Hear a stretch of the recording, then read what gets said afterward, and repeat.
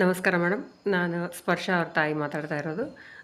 ಅವಳಿಗೆ ಇದು mind mapping class ಹಾಕಿದಾಗಿಂದ ಅವಳಿಗೆ ಒಂದಂದ್ರೆ ಕಾನ್ಸೆಪ್ಟ್ ಕ್ಲಿಯರ್ ಆಗ್ತಾ ಇದ್ದಾವಂತ, ಕ್ಲಾರಿಟಿ ಐತಂತ. ಒಂದಕ್ಕೊಂದು ಕನ್ಫ್ಯೂಷನ್ಸ್ ಆಗೋದು, ಶಫಲ್ ಆಗೋದು ಆಗ್ತಿತ್ತಲ್ಲ, ಆ ರೀತಿ ಆಗ್ತಾ ಇಲ್ಲ ಅಂತ. ಎಸ್ ಎಸ್ ಟಿಗೆ ಅಷ್ಟೇ ನಾನು ಉಪಯೋಗ ಆಗೈತೆ ನಾನು ಅಂದ್ಕೊಂಡಿದ್ದೆ. ಬಟ್ ಅವಳಿಗೆ languages, S S T, maths, science ಎಲ್ಲದಕ್ಕೂ ಉಪಯೋಗ ಆಗಿದೆ ಅಂತಾಳೆ.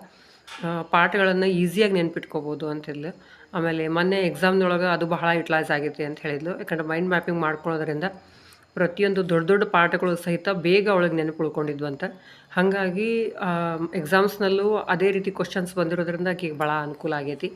ಆಮೇಲೆ ಮೇನ್ ಅವಳು ಒಬ್ಬ ನಿಮ್ಮ ಸ್ಟೂಡೆಂಟನ್ನು ಕರೆಸಿ ಅವ್ರಿಗೆ ಯಾವ ರೀತಿ ಮೈಂಡ್ ಮ್ಯಾಪ್ ಮಾಡಬೇಕು ಅನ್ನೋದನ್ನು ಹೇಳ್ಕೊಟ್ಟಿದ್ರಿ ಅಂತೆ, ತೋರಿಸಿದ್ರಂತೆ. ಅದು ಬಹಳ ಅನುಕೂಲ ಆಗೈತಿ ಅಂತ ಹೇಳಿದ್ಲು. ಯಾಕಂದ್ರೆ ಮೈಂಡ್ ಮ್ಯಾಪಿಂಗನ್ನು ಮಾಡೋದನ್ನು ಸಹಿತ ಹೆಂಗೆ ಅಂತೇಳಿ ಅವಳಿಗೆ ಒಳ್ಳೆ ಕ್ಲಾರಿಟಿ ಬಂದಿದೆ ಅಂತ ಹೇಳಿದ್ಲು. ಅದು ಬಹಳ ಖುಷಿ ಆಯಿತು.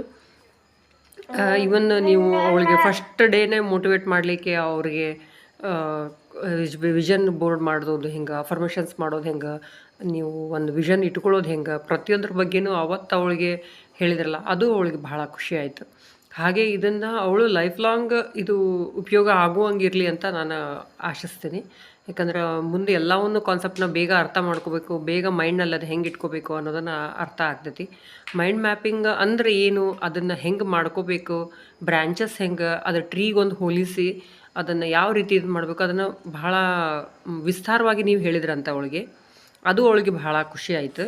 ಅದನ್ನು ಸಹಿತ ಹೇಳಿದ್ಲೆ ಅವಳಿಗೆ, ನನಗೆ ಭಾಳ ಚಲೋ ಐತಿ ಅಂಥೇಳಿ. ನನಗೆ ಈ ಮೈಂಡ್ ಮ್ಯಾಪಿಂಗ್ ಹಾಕಿದ್ರಿಂದ ಅಂತೂ ನನಗೆ ಬಹಳ ಸಂತೋಷ ಆಯಿತು ಮೇಡಮ್. ಅವಳಿಗೆ ಅದು ಉಪಯೋಗ ಆಗೈತಿ ಅನ್ನೋದ್ರಿಂದ ನಮ್ಗೆ ಹಾಗಾಗಿ ಹಾಕಿದ್ದಕ್ಕನ 1 ಮಂತ್ ಬಹಳ ಸದುಪಯೋಗ ಆಗೈತಿ ಅಂತ ನನಗನ್ಸುತ್ತೆ. ನಮಸ್ಕಾರ ಮೇಡಮ್.